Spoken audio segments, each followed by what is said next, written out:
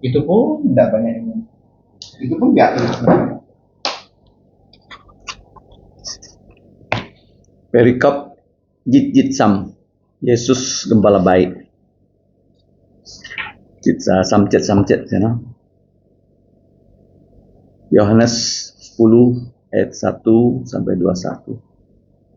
Aku berkata kepadamu, sesungguhnya siapa yang masuk ke dalam kandang domba dengan tidak melalui pintu, tetapi dengan memanjat tembok, ia adalah seorang pencuri dan seorang perampok. Tetapi siapa yang masuk melalui pintu, ia adalah gembala domba. Untuk dia, penjaga membuka pintu dan domba-domba mendengarkan suaranya dan ia memanggil domba-dombanya masing-masing menurut namanya dan menuntunnya keluar. Jika semua dombanya telah dibawanya keluar, ia berjalan di depan mereka dan domba-domba itu mengikuti dia, karena mereka mengenal suaranya. Tetapi seorang asing pasti tidak mereka ikuti, malah mereka lari darinya, karena suara orang-orang asing tidak dikenal. Itulah yang dikatakan Yesus dalam perumpamaan kepada mereka, tapi mereka tidak mengerti apa maksudnya. Ia berkata demikian kepada mereka.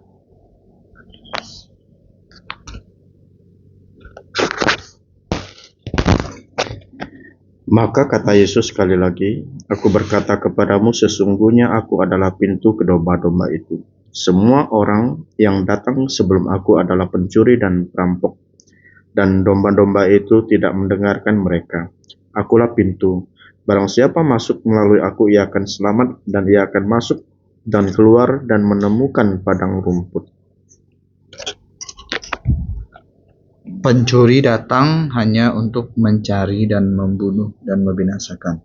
Aku datang supaya mereka mempunyai hidup dan mempunyainya dalam segala kelimpahan. Aku adalah gembala yang baik. Gembala baik memberikan nyawanya untuk domba-dombanya, sedangkan seorang upahan yang bukan gembala dan yang bukan pemilik domba-domba itu sendiri, ketika melihat serigala datang, meninggalkan domba-domba itu lalu lari, sehingga serigala itu menerkam dan mencerai-beraikan domba-domba itu. Ia lari karena ia seorang upahan dan tidak memperhatikan domba-domba itu. Aku adalah gembala baik dan aku mengenal domba-dombaku dan domba-dombaku mengenal aku. Seperti Bapa mengenal aku dan aku mengenal Bapa, aku memberikan nyawaku untuk domba-dombaku.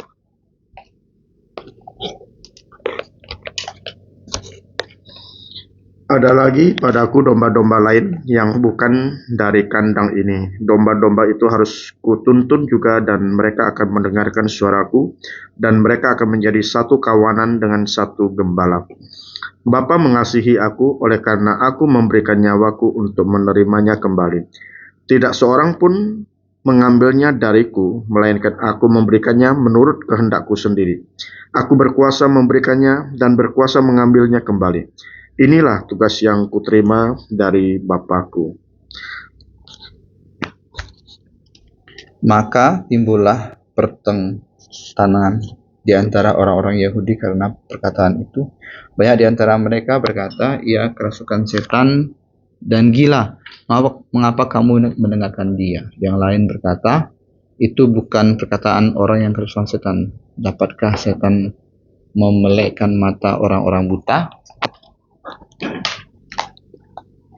Jadi ajaran tentang gembala baik sudah diajarkan di dalam kitab Perjanjian Lama ya, khususnya Mazmur 23. Tuhan Yesus adalah gembala baik.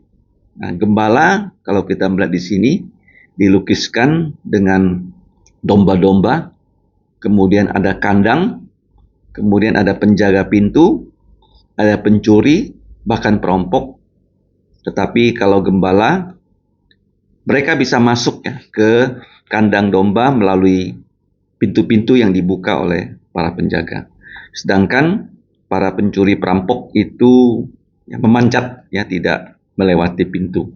Nah, sekarang yang menjadi ciri khas dari gembala adalah dia mengenal semua ya domba-dombanya. Seperti kita harus ya mengunjungi ya anggota-anggota gereja yang dilayani oleh gereja. Nah, tetapi di sini kalau kita melihat ya orang asing pasti mereka tidak ikuti. Pernah ada orang mengadakan penelitian kan di Timur Tengah bahwa domba-domba yang digembalakan oleh gembala itu mengenal ya suara dari gembalanya. Misalnya di dalam kandang ada 50 domba-domba dan gembala-gembala yang bekerja itu tinggal memanggil, dan domba-domba itu yang selalu digembalakan oleh mereka akan mendengarkan suara mereka dan ikut. Inilah ciri khas dari domba ya. Kalau misalnya gembalanya A, dia memanggil dengan suaranya, domba-domba dari gembala B itu tidak ikut. Sedangkan kalau gembala B memanggil, itu hanya domba-domba yang berada di bawah pengawasannya yang mendengarkan suaranya. Jadi Tuhan Yesus di sini juga mengatakan, aku adalah pintu. Jadi maksudnya di sini pintu keselamatan tuh satu-satunya melalui Yesus. Jadi Yesus mengatakan dia sekaligus pintu, dia sekaligus juga adalah gembala. Masih ingat di Yohanes itu diuraikan 7 pernyataan kan? Yesus adalah. Pasal 6:35, Yesus adalah roti hidup. Itu yang pertama ya. Kemudian yang kedua, 8:12, Yesus adalah terang dunia. Nah, kemudian kalau kita lihat di pasal 10 ada 2 pernyataan, yaitu pernyataan yang ketiga keempat, aku adalah pintu, aku adalah gembala baik yang memberikan nyawanya, ayat 11, untuk domba-dombanya. Ini yang tidak diajarkan di Mazmur 23. Tapi di sini ditambahkan bahwa Yesus memberikan nyawanya untuk domba-dombanya. Jadi dia memberikan nyawanya dengan rela. Dengan rela, ayat 17.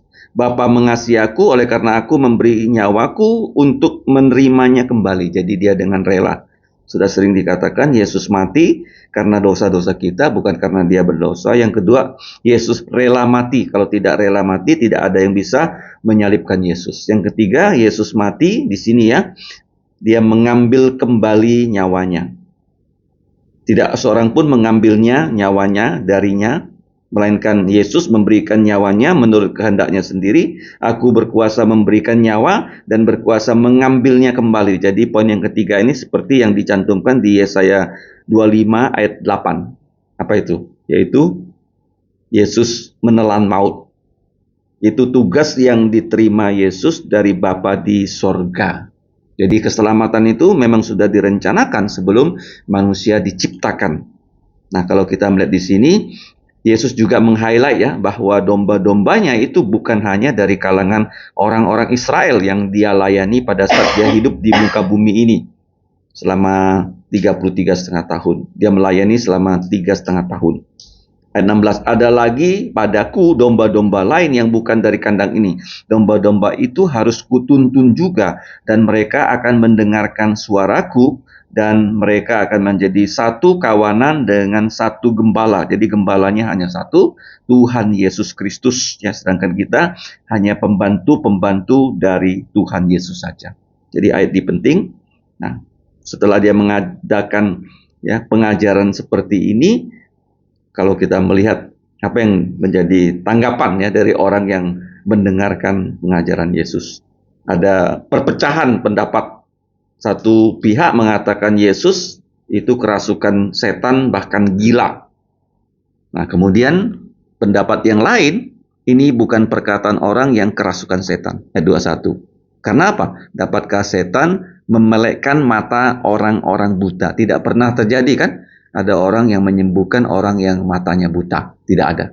Hanya Yesus yang maha kuasa. Karena itu sudah dinubuatkan di Yesaya bahwa pada saat Yesus datang, mata orang buta akan disembuhkan.